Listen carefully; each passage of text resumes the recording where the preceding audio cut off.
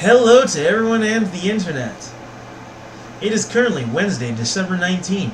I am Nathan of Washington and you are watching The Globalist, and this is the news.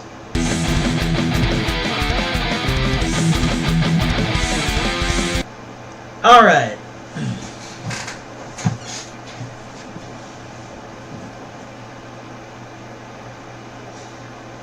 France 3 doctors assign to read only Macron instead of macron degage, which I don't even think I pronounced that right. It's French.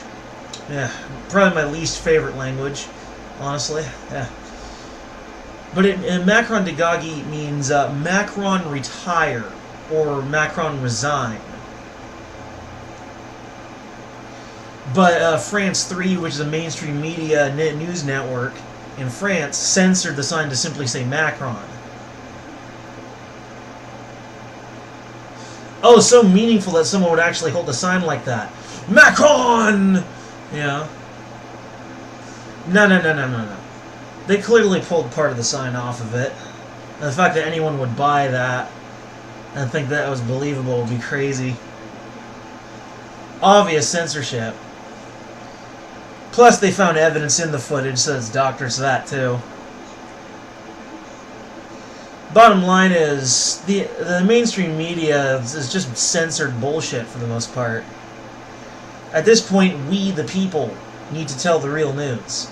Folks like me, or, you know, pretty much any alternative media person on the internet is going to way more likely to tell you the truth.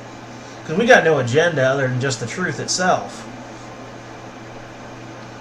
Also, fun fact, most of the officers in the French police actually support the Yellow Vests.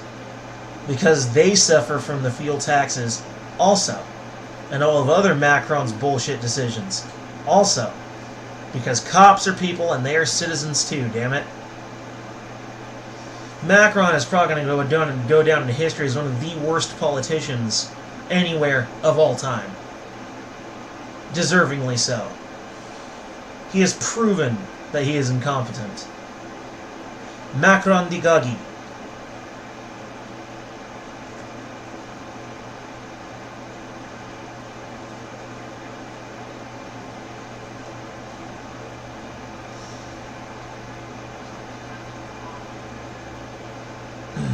James Cohmy has said Republicans have to have the courage to stand up and speak the truth, not be cowed by mean tweets or fear of their base.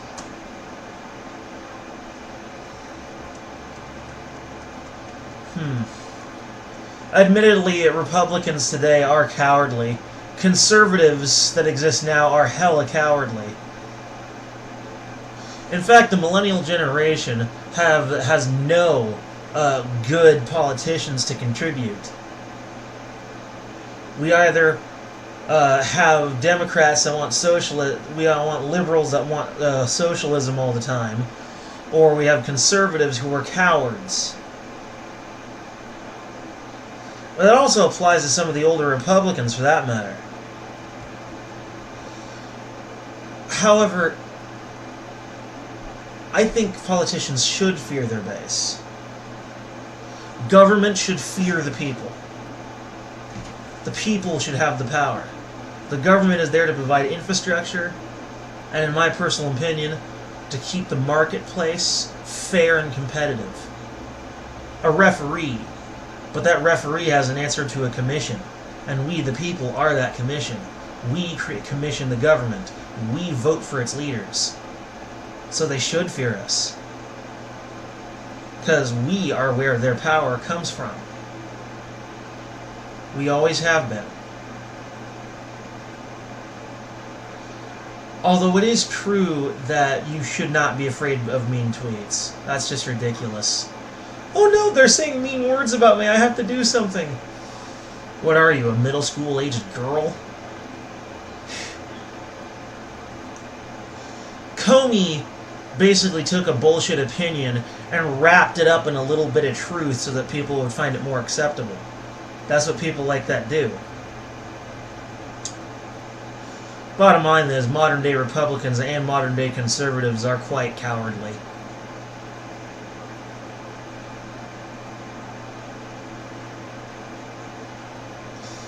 A good politician should fear their base, but not to the point where their base, fear of their base prevents them from being an effective leader. For that, they need respect. So bottom line is, I'd say Cohmy's comment is a mixed bag. Anyway, I'm talking in circles now.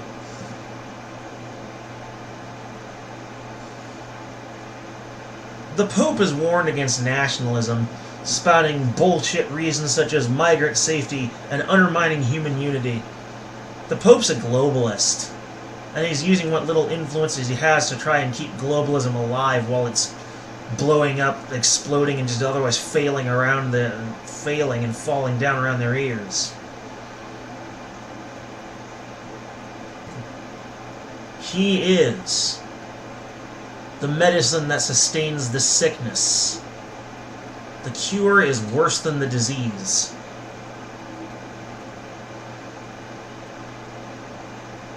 And that, my friend, is globalism. And the Pope is a fool. Many popes have been fools, but he's easily the most foolish of them all, Pope Francis. If anyone listens to his bullshit, then they're idiots. He's just sustaining the false cure that is globalism. Bottom line is, nationalism did not create the world wars. Nationalism is not this evil, demonic figure that globalists have made out to be. Quite the opposite. World wars were not caused by nationalism. World wars were caused by interventionism, as well as national tragedy. That is the truth that they refuse to admit. Like this Alexandria OcasioCortez, who, by the way, not only supports ideas like globalism and neoliberalism, but apparently she's taking a psychological health break before even being officially placed in Congress. Talking about how she needs to make sure that she's going to be ready to handle the stress of being in office. And I agree, politics are stressful, but many a person before her have gone into office and not have to take a psych break. How fragile must she be that she has to take a little psych break before she even takes office? I wonder. Yeah, I'm not feeling very good about my fellow millennials going into politics. I'm not feeling good about it. No, sir. It's going to be a shit show like no other.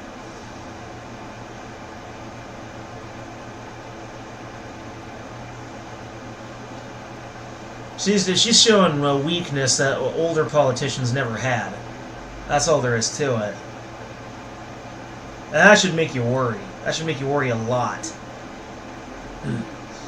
Facebook, Twitter, and Google are now in Trump's tweeting crosshairs for censoring conservatives and being so very pro-Democrat. And it's true, they are very neoliberal, very left-leaning. Trump's absolutely right. He's going to help us to expose the bullshit, and I fully support him in that endeavor. Mind you, I think he should spend less time on Twitter. Maybe what he should do is he should focus all his tweets towards that goal alone and spend the rest of his time just doing his job. But I feel that Trump's near constant tweeting, I think, seems to be someone else exhibiting symptoms of a much greater problem, which is people becoming obsessed with social media and having it consume so much of their time. Everyone does it. Even I was obsessed with social media, and my lifestyle became dependent on it for a time. And believe you me, it was hard. It took something very unique to try and pull myself away from it, being able to interact with it without becoming obsessed with it. It takes a lot of discipline. And I feel like Trump is merely another person that's been sort of caught up in the mania of social media. That's why I think social media needs to be more stripped back, more basic, or just not exist at all. But nonetheless, it is true that they are hella censorious. As far as Google goes, I think Google is a monopoly, and then the government should come in and trust bust it. And if they won't, we the people will. We will boycott. If the government won't do it, we will. That's what we should do. And as far as Twitter and Facebook are concerned, let's see how willing they are to censor people when people just straight up stop using their platform. I'm telling you right now, let's just a bunch of us just stop using Facebook and Twitter, and instead start using Minds and Gab instead. Let's just see how willing they'll be to censor us after that.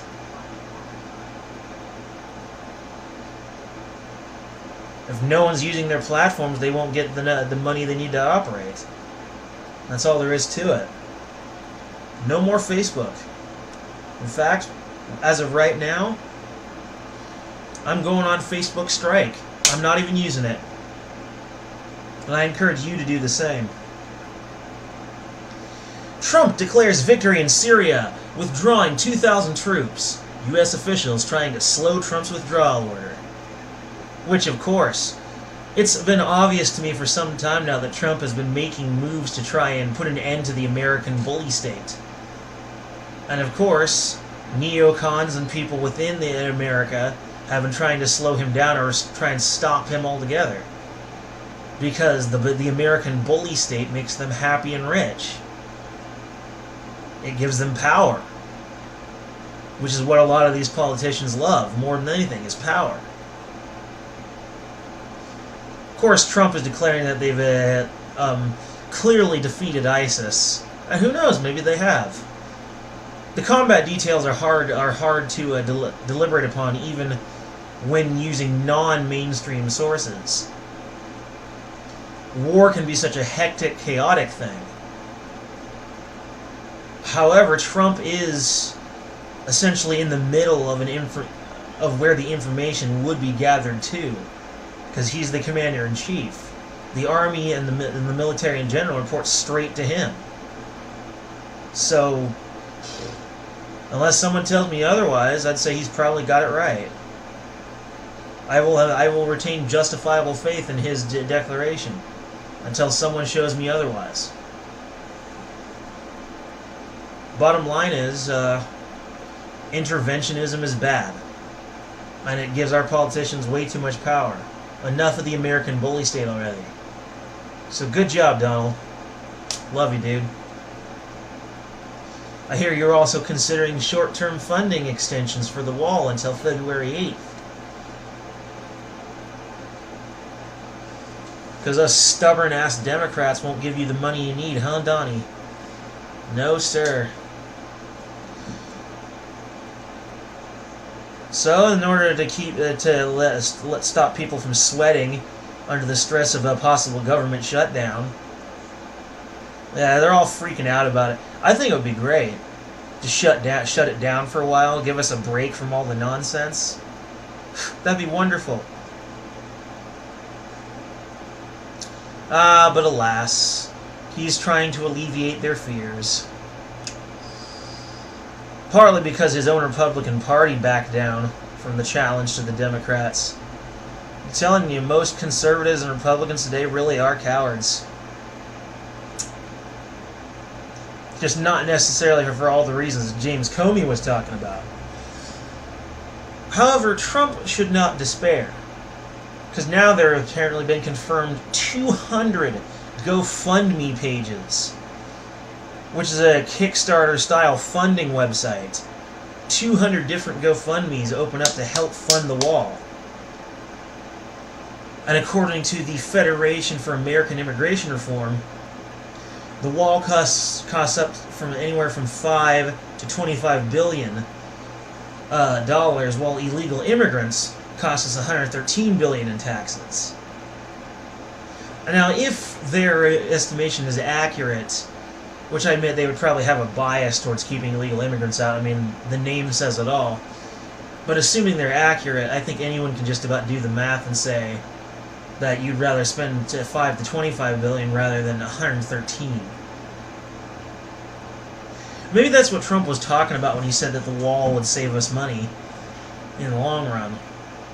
I suppose it kind of goes to that fiscal ideology of, spend a lot now, so you spend a lot now and spend a little bit later. More expensive products last longer, so to speak. You buy more food now, so you have to spend less on food later. That sort of thing. Similarly, you spend all that money so you don't have to worry about supporting immigrants.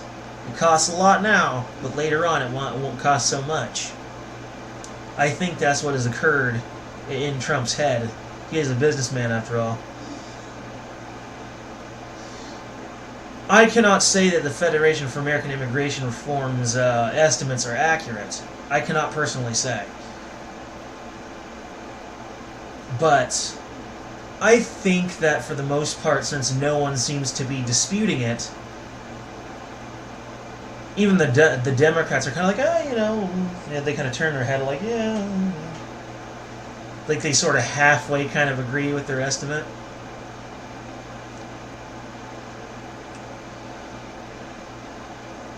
So I'd say the wall is of immense benefit, and they just don't want to build it because that would take away their power, because the Democrats gain a lot of influence over migrants who then vote left. They give migrants the vote, and then they vote for them. It's been one of the biggest reasons why they've been able to gain as much power as they have. It would get in the way of their power base. The wall would literally weaken the Democrats. It would help us to starve the beast. And that is what they are afraid of. Probably more than anything. And of course they'll use their emotional grandstanding and manipulation to mobilize the left to support them, because the left are pro-immigration. So that's why they wouldn't want the wall. I might donate some money to those GoFundMe pages. I would do so gladly. I'll do that. As soon as I got some extra money to spend, I'll do that. And for the final story today, according to Rudy Giuliani, Trump has agreed in a letter to Trump Tower, Moscow. He agreed to the construction. He finalized it. However, it is okay because Trump had not yet won the election. Therefore, he was not yet president. Says Rudy Giuliani. But this comes after Giuliani already said that Trump never signed such a letter. I have to wonder, which one is it, Rudy? Did he or did he not? Why are you flip-flopping there, buddy? There should be a clear answer. I mean, I probably agree that it probably doesn't matter, because he was not president yet, although that is calling it real close. I would not say it is expressly illegal, but it is very questionable. Somewhere between a misdemeanor and a non-felony sort of thing. Sort of in a gray area. Now, Rudy Giuliani does not seem a particularly trustworthy individual. Trump himself is a very honest man, a very painfully honest man. Too honest. In fact, he's straight up, I would call Trump abrasive. But he knows some very shady-ass people, and I don't trust Rudy Giuliani at all. So I'd say it's probably a gray area. I have no confidence. I don't think the Mueller probe is going to find anything on Trump. I think it is going to blow up in their faces. It's going to reveal nothing of significance. They're going to bring up shabby, shallow charges. Nothing's going to happen. And it's going to make the Democrats look very bad. It's going to make them look like idiots. Which is going to be great. The sooner we get rid of the obviously corrupt and degenerate Democratic Party, the sooner we can find a path to more stable, more agreeable politics. Because the Democrats are by and large the source of the toxic politics in America today. They're behind a lot of it because they act like such, what was that term I used to describe them? Baby tyrants? Where they try to exert more influence than they really should, and they basically throw a tantrum when they don't get their way, essentially. They do butthurt tactics like the Mueller probe, or provoke Trump into throwing a tantrum of his own, just generally being very provocative and bitchy. Yeah, the sooner the Democratic Party is gone, just erased, the sooner our politics can go back to being a more peaceful form of discourse. Anyway, that's it for today, folks. I'm out.